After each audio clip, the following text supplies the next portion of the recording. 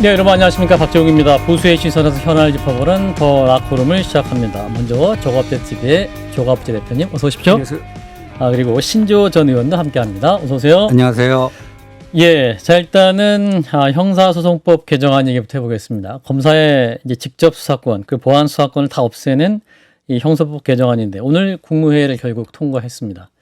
그 장면을 일단 보고 이어갑니다.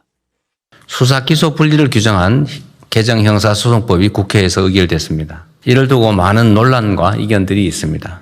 이 법률안이 위헌, 집행불능, 국익위배, 행정부 고유관 침해 등 국회 입법권을 부정할 만큼 심각한 상황이라고 보기는 어렵습니다. 거부권 행사라고 하는 게 의견이 다르다고 할 수 있는 것은 아니고 상권 분립 원칙에 따라서 상대의 권한 행사 자체가 상권 분립에 위배된다, 헌정 질서에 위반된다라고 해야 상대의 권능을 부정할 수 있다는 게 헌법학계 의견이기 때문에 지금 상태로는 입법권을 부정할 정도에 이른다고 보기가 참 어렵습니다.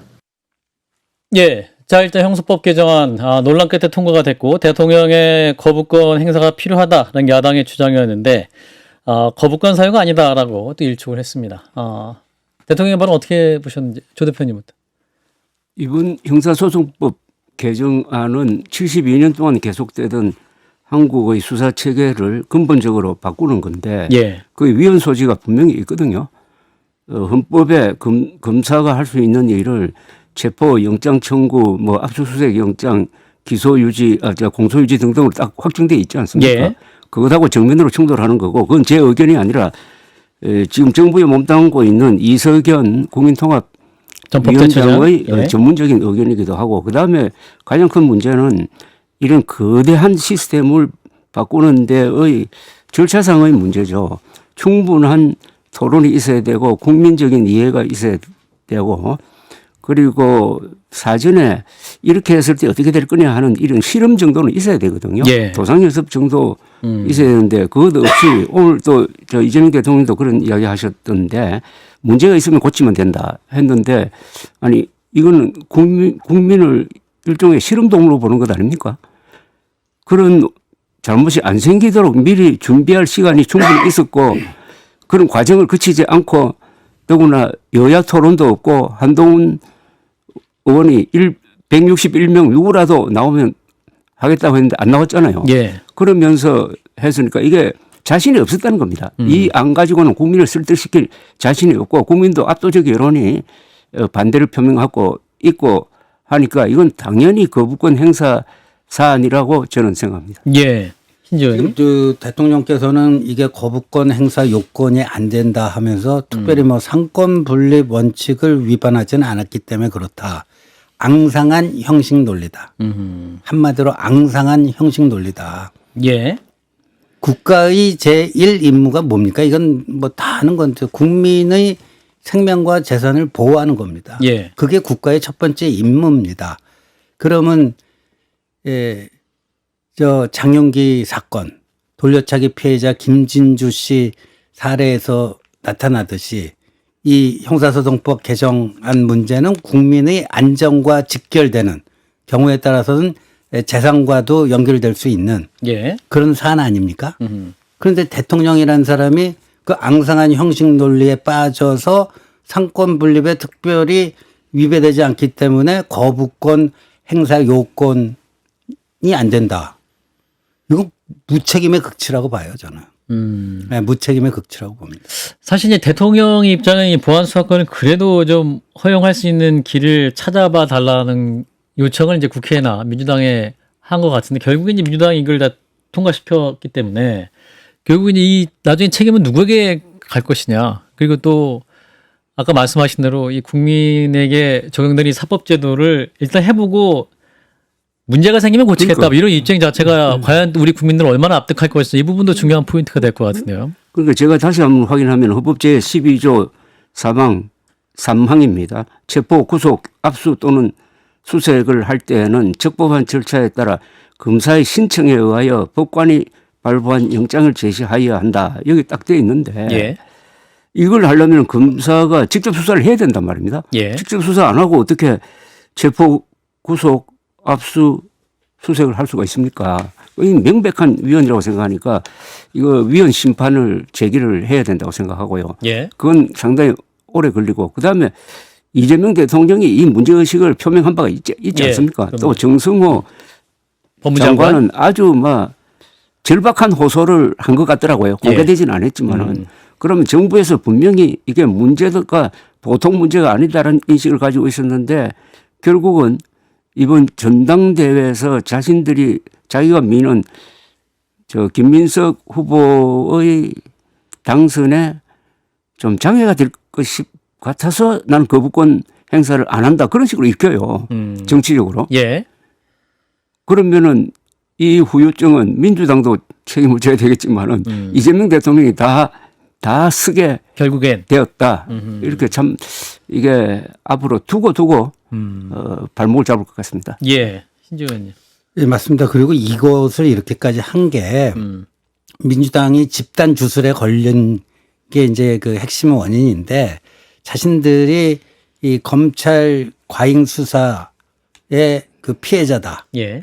예, 그러니까 예, 이 정의의 이 권력으로 이걸 바로 잡아야 된다라고 하는 뭐 일반인들이 볼 때는 전혀 그 사실에 근거하지 않은 자기들만의 가상 세계에서의 어떤 그 주술의 집단 그 중독돼 있는 예, 이런 상태라고 보는데 방금 전에 이제 한동훈 대표가 본인의 페이스북에 오늘 또 그 피해자 돌려차기 피해자 김진주 씨하고 또 간담회를 했는데 예. 거기서 본인이 한 발언을 좀 정리해서 올려놨더라고요.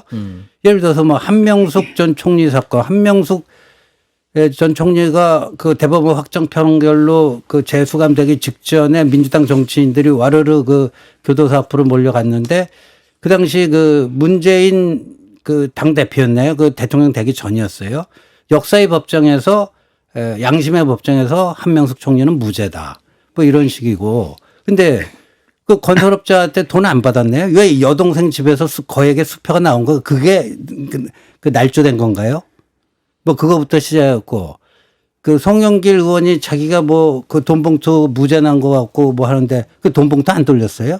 그게 불법 수집된 증거로 그 독수독과 원칙이 적용됐기 때문에 그 무죄가 난 거지. 예. 다른 사건에서는 돈봉투 그 사건 관계자 유죄 받았습니다. 그리고 오늘 좀 어렵사리 한동훈 의원이 그 노무현 전 대통령의 안타까운 죽음 얘기도 했지만 그 당시 그 노무현 전 대통령이 사업가 박연차 씨 노무현 대통령 가족이 노무현 대통령은 모르고 있다가 나중에 안 것으로 파악이 됐고요. 예. 노무현 대통령 가족이 박연차 씨로부터 그 불법적인 자금을 받은 거. 그거 다 팩트거든요. 그러니까 마치 자기들이 한 범죄는 뭐 다 쓰레기통에 쳐박고 나는 그냥 억울한 피해자다. 이런 집단 주술에 걸려가지고 저 악의 화신인 검찰 조직을 깨부수는 게 마치 이 사회의 정의 실현이다. 뭐 이것 때문에 이렇게 된 건데 이제 그 자기들의 사건과 무관한 불특정 다수의 국민들이 그걸로 인해서 이제 피해를 보면 어떻게 책임을 지려고 하는지 모르겠습니다. 예. 자, 그래서 이제 통과가 됐고 이제 추진이 되는데 일단은 민주당 안에서도 좀 논란이 있는 것 같습니다. 이를테면 곽상원 의원과 이소영 의원 같은 경우는 반대표와 기권표를 던지기도 했는데 이제 곽상원 의원 같은 경우는 아까 이제 신조 의원님도 노무현 전 대통령 말씀하셨습니다만 노무현 대통령은 검수완박 추진한 적이 없다. 그 죽음을 상징적 수단으로 소비하지 말아달라 이렇게 또 밝히고 있는데 이 부분은 어떻게 들으셨는지? 괜히 노무현 전 대통령 소환해가지고 그 가족들한테 상당히 좀 불편을 끼친 것 같아요. 예. 오죽하면은 곽상은 그분이 또 변호사 아닙니까? 맞습니다. 예. 그러니까 그 김용민 의원이 뭐 마치 승리해가지고 보고하러 가는 것처럼 했다고 하니까 거기에 대해서 반박을 하면서 노무현 전 대통령은 한 번도 검찰 수사권 박탈을 생각도 해본 적이 없다고 했지 않습니까? 예. 그리고 지금 이 무리하게 검찰을 저렇게 해체하고 검사의 수사권을 완전 박탈하는 이 행동을 한 그 동기의 출발점은 2009년 5월 23일 노무현 전 대통령의 극단적 선택에 대한 일종의 복수심이라고 할까요? 예. 거기에 연유한다고 보는데 이 주장하는 사람들 그 시절로 한번 다시 돌아가서 그 5월에 자기가 뭘 했는지를 살펴봐야 됩니다. 그때 노무현 전 대통령 적극적으로 보호하고 나온 사람이 누가 있었습니까? 다 거리를 뒀잖아요. 예. 심지어 그때 수사를 했던 사람이 저 이인규 중수부장이었는데 그분이 선 회고록 있지 않습니까? 누가 노무현을 죽였나 하는 거기 보면은 문재인 변호인도 한 일주일 동안 안 나타났다. 그러면서 이런 표현까지 썼어요. 문재인 씨는 이랬을 때 문재인 씨는 노무현의 죽음 위에 거짓의 재단을 쌓아서 정치한 사람이다. 이런 표현까지 썼다고. 예. 그러니까 왜 여기에 그것하고 연관시키고 또 그때 노무현 어떻게 보면 노무현 전 대통령 그 시간에 배신한 데 대한 그걸 오히려 캄프라치하기 위해서 이렇게 과잉 반응을 한 결과가 이런 엄청난 제도 뒤집기로 나온 거 아니냐 하는 생각이 들고요. 예. 이거는 일종의 저는 문명 파괴라고 봅니다. 문명적 제도 중에서 제일 중요한 게 법치고 법치는 안정성이 있어야 되고 고치더라도 개혁이나 이런 이야기 쓰지 않고 개선을 하는 건 좋아요. 조금씩 고쳐야지. 이런 식으로 뒤집어 엎은 그 후유증은 또 제도의 반격이 생기는 거거든요. 그러니까 이 후유증은 국민들 실생활에 미치게 되는 데는 시간이 걸립니다. 그러나 시간이 걸리지만 확실하게 이 문제가 발생할 것이고 거기에 대한 반동도 반작용으로 치면 반작용도 확실하게 올 것이라고 생각합니다. 그 반작용. 그건 2028년이나 2030년에 정치적으로 선거를 통해서 오겠죠. 조 대표님 말씀하셨는데 2028년 총선 그리고 이어지는 대선까지 이 이슈는 어떻게 작동할 것이냐. 근데 오늘 그 이재명 대통령 발언을 보면은 예. 이게 어떤 개혁이든 한 번의 개혁으로 다 완성될 수는 없다. 시행착오 속에서 계속해서 뭐 교정해 가면서 뭐 해야 될 것이다. 이런 예. 얘기 하는데 저는 그걸 보면서 이렇게 해석을 했어요. 일단 전당대회 김민석 승리하게 해야 되니까 예. 이번 거는 그냥 패스하고 거부권 행사 안 하고 김민석 당대표로 만든 다음에 뭐 부작용이나 이런 게 발생하면 그때그때 끊임없이 좀 손을 봐서 좀 그 정치적인 역풍이 우리에게 좀 덜 오게 뭐 할 수 있지 않겠느냐. 이런 식으로 저한테는 읽히더라고요. 근데 그것도 정말 대통령으로서 할 짓이에요, 그게. 이게 국민의 생명과 안전, 재산에 직결되는 문제를 자신의 정파의 어떤 정략적 이익을 위해서 목적과 수단이 완전히 이게 전도가 돼버린 거죠. 예. 이거 이번에 개정안과 연동되어 가지고 고쳐야 될 법안이 한 190개가 된답니다. 예. 그거하고 다 이렇게 유기적으로 연결되어 있거든요. 예. 그거 하는 과정에서 또 무슨 일이 생길지 또 문제가 생기면 또 고친다. 이래가지고 이게 법이 나는 누더기가 될 것 같아. 근데 로우란 뜻이 말이죠.